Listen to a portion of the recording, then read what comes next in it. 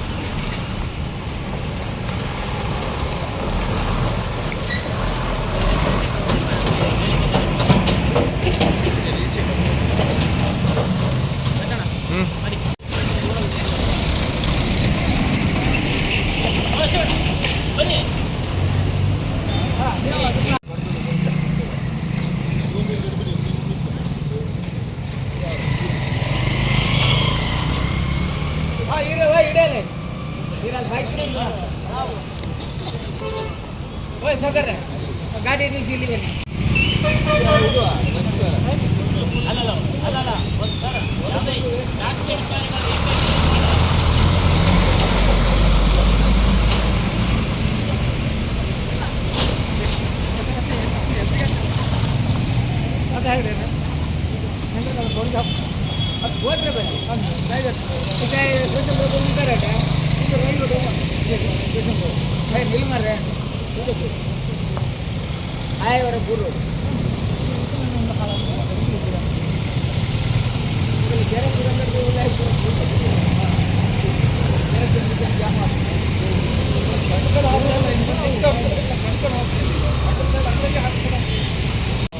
ಮೂರು ತಿಂಗಳಿಂದ ನಾವು ತಹಸೀಲ್ದಾರಿಗೆ 3-4 ಸರಿ ಮನವಿ ಕೊಟ್ಟಿದ್ದೇವೆ. ಇದು ತಹಸೀಲ್ದಾರ್ ಸಹ ಯಾವುದೇ ಸ್ಪಂದನೆ ನೀಡ್ತಾ ಇಲ್ಲ. ಅವರಿಗೆ ಲಿಖಿತ ರೂಪವಾಗಿ ಸಹ ಕೊಟ್ಟಿದ್ದೇವೆ. ಇನ್ನು ಕೇವಲ 1 ವಾರದ ಗಡುವನ್ನು ನೀಡಿದ್ದೇವೆ. 1 ವಾರದ ತನಕ ಅವರು ಈ ರಸ್ತೆಯನ್ನು ದುರಸ್ತಿ ಮಾಡಲಿಲ್ಲ ಅಂದರೆ ನಾವು ರಸ್ತೆಯನ್ನು ಬ್ಲಾಕ್ ಮಾಡಿ ಧರಣಿ ಕೂರ್ತೇವೆ. ಎಲ್ಲ ಶಾಲಾ ಮಕ್ಕಳೊಟ್ಟಿಗೆ, ಆಟೋ ರಿಕ್ಷಾ ಮಾಲೀಕರ ಸಂಘದೊಂದಿಗೆ ಹಾಗೂ ಇಲ್ಲಿರುವಂಥ ಎಲ್ಲ ಅಂಗಡಿ ಮುಂಗಟ್ಟಿನವರೆಲ್ಲ ಸೇರಿ ಸ್ಟ್ರೈಕ್ ಮಾಡೋದಾಗಿ ನಾವು ಒಂದು ಮುಂಗಡವಾಗಿ ಒಂದು ಬ್ಯಾನರನ್ನು ಹಾಕುತ್ತಿದ್ದೇವೆ. ಹೆದ್ದಾರಿ 169A ರಾಷ್ಟ್ರೀಯ ಹೆದ್ದಾರಿ ಈ ಕಾಮಗಾರಿ ಈಗಾಗಲೇ ನಮ್ಮ ಮಲ್ಪೆಟ್ಟು ಮೊಣಕಾಲೂರು ಆಗ್ತಾ ಇದೆ. ಆದರೆ ಹೆಬ್ರಿ ಮುಖ್ಯ ರಸ್ತೆಯಲ್ಲಿ ಯಾವ ಥರ ಆಗಿದೆ ಅಂದರೆ ನೋಡಿ, ಮುಖ್ಯ ರಸ್ತೆ ಮುಖ್ಯಪೇಟೆ ಮಳೆಗಾಲದಲ್ಲಿ ಇದೇ ಪರಿಸ್ಥಿತಿ.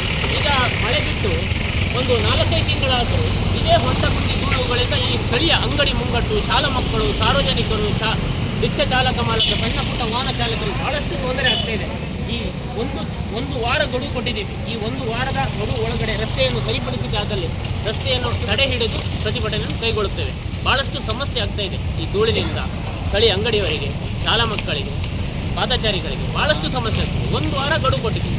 1 ವಾರದೊಳಗೆ ರಸ್ತೆಯನ್ನು ಸರಿಪಡಿಸಿ ದೊಡ್ಡ ಮಟ್ಟದಲ್ಲಿ ಬೃಹತ್ ರಸ್ತೆಯನ್ನು ತಡೆದು ಪ್ರತಿಭಟನೆ ಕೈಗೊಳ್ಳುತ್ತೇವೆ ಅಂತ ನಾವೀಗ ನಿರ್ಣಯ ಮಾಡಿದ್ದೇವೆ.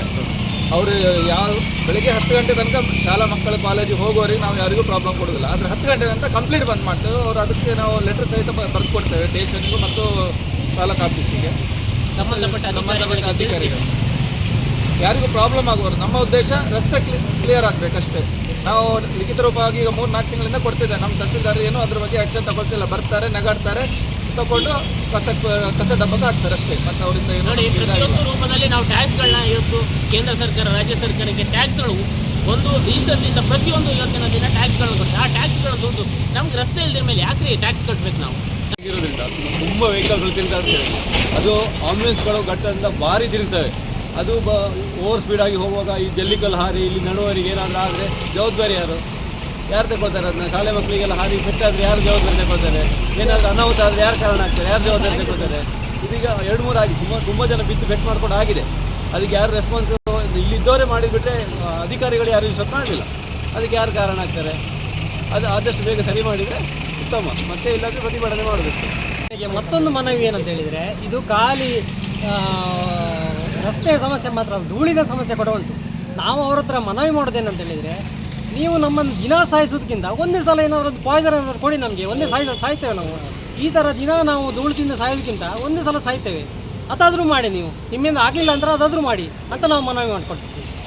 ತಹಸೀಲ್ದಾರಿಗೆ, ಗ್ರಾಮ ಪಂಚಾಯತ್ ಎಲ್ಲರಿಗೆ ಮೆಸೇಜ್ ಕೊಟ್ಟಿದ್ದೇವೆ.